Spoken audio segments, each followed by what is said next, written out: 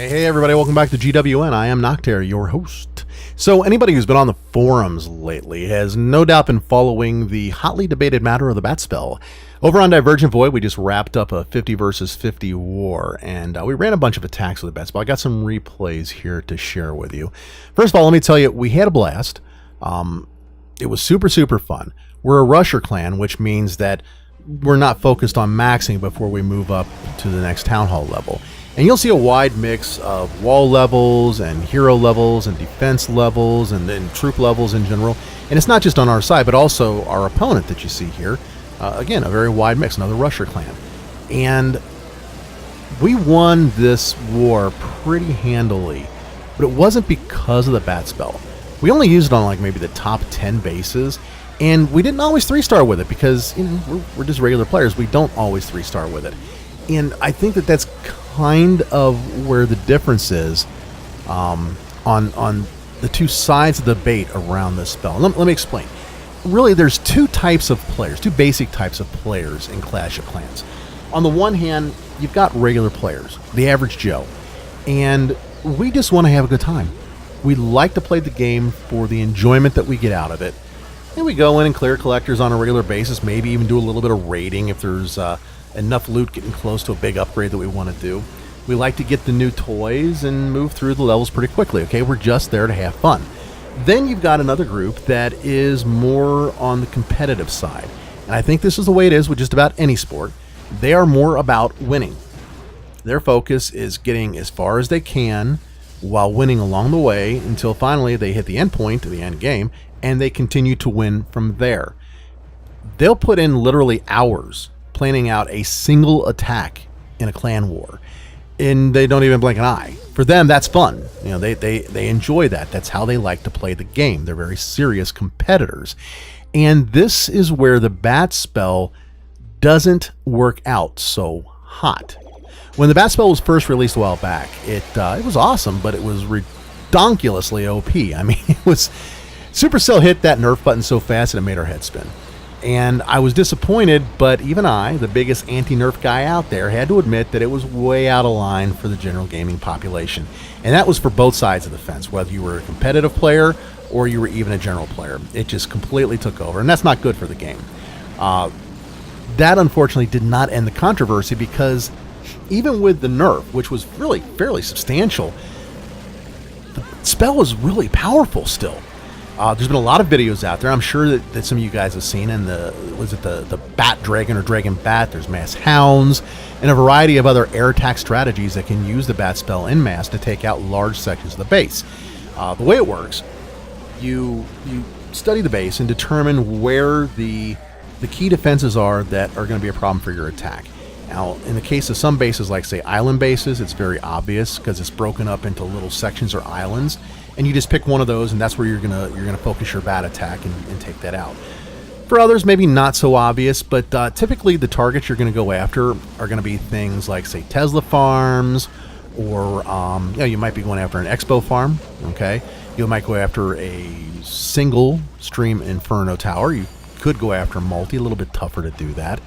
Maybe there's a group of air defenses that are together, or maybe it's the Eagle Artillery if you're playing at Town Hall 11 or 12. But there's going to be some particular strong point of the base, and that's where you're going to focus your bat attack.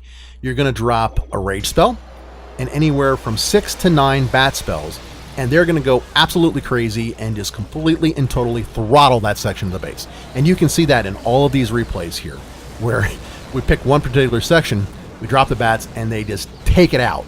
And they even continue to live beyond that and take out other things that are around it. So you can get rid of a lot of defenses and then throw in your attack from there, whether it's dragons, electro dragons, lava lunian. Heck, you could probably even do this with some ground attacks and get it to work really well.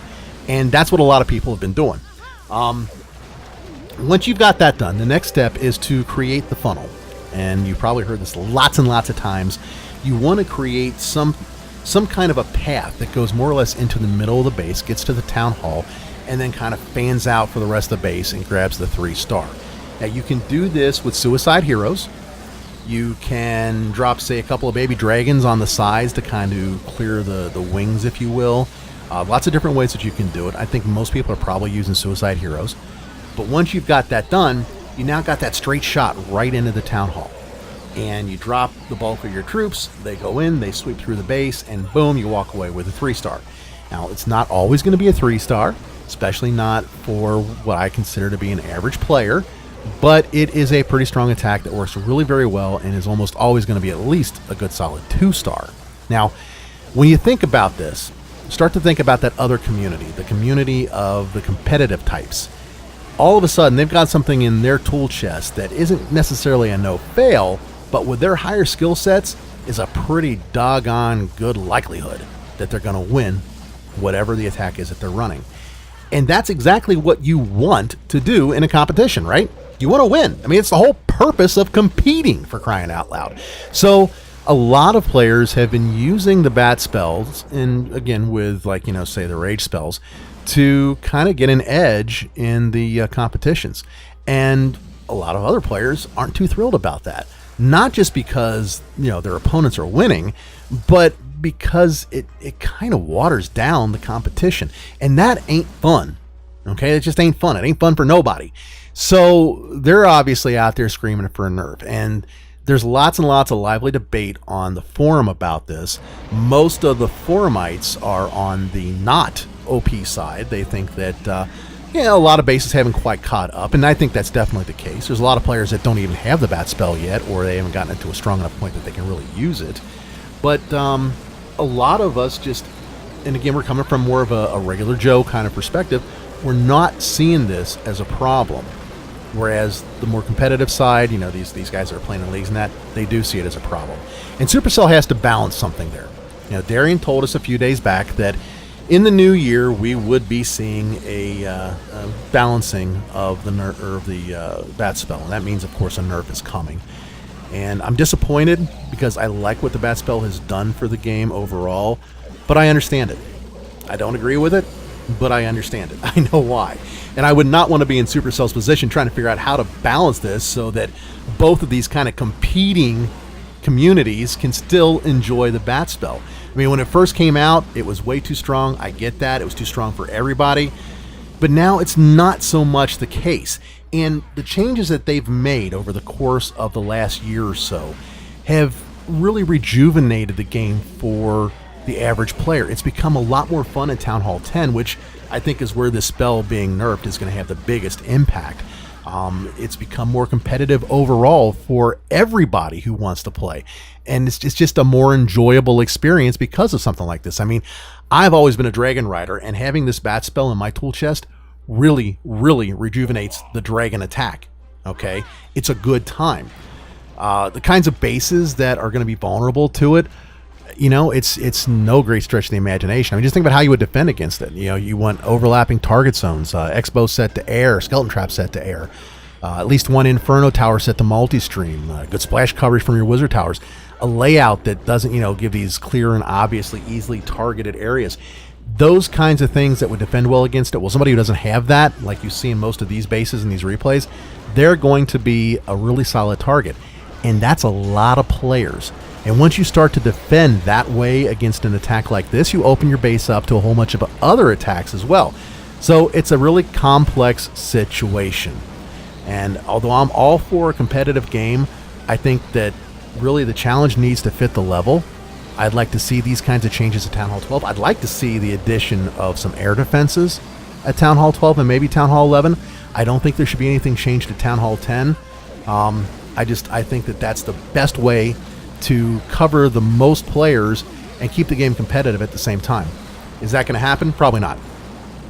I mean, let's be realistic. It takes a long time to really develop and test a new defense properly. So I don't think that's going to happen, especially not with this upcoming championship tournament that they're going to be running with, I don't know, like $1 million or whatever of booty that's coming out of it. So no, I don't. So yeah, I'm disappointed in that, but I understand it.